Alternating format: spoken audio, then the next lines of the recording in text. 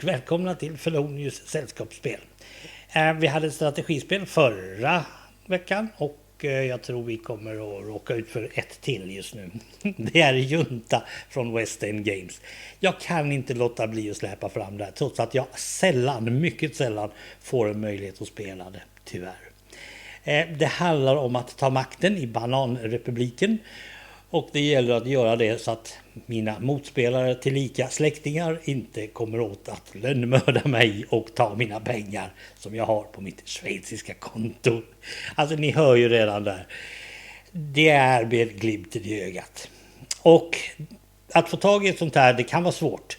Och det kan kosta mycket pengar, det kan det göra. Men jag tror det finns över hela världen i alla fall och det är ju alltid något. Jag betraktar det här från 15 år och det är upp till 7 spelare. Vi ska bara som hastigast titta lite på vad vi har att göra och alla dessa brickor och alla dessa kort.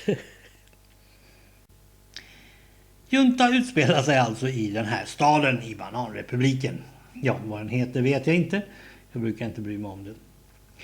I vilket fall, det är här det ska vara och det är här alla dessa små brickor kommer till användning.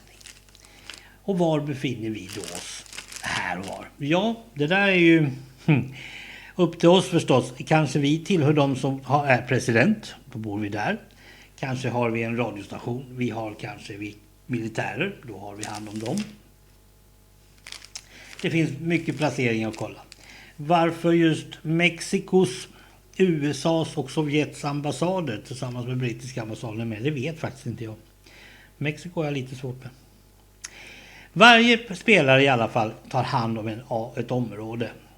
Till exempel vissa hand om polisen och vissa hand om militären. Vissa hand om flygvapnet. Och det bestäms ju från början när man delar ut kort. Vad det handlar om det är att man ska försöka bli president. Presidenten är nämligen den enda som kan gå till den schweiziska banken och sätta undan pengar. Men presidenten är också den som har lättast för att bli lönnmördad såklart. Allt sker enligt det så kallade politiska spåret. Draw money, budget. Och den där budgeten, det är den som är egentligen det mesta. Låt oss säga att han drar 5 kort, 5 pengar. Och så ser han att det finns ungefär 9 miljoner pesetas att använda.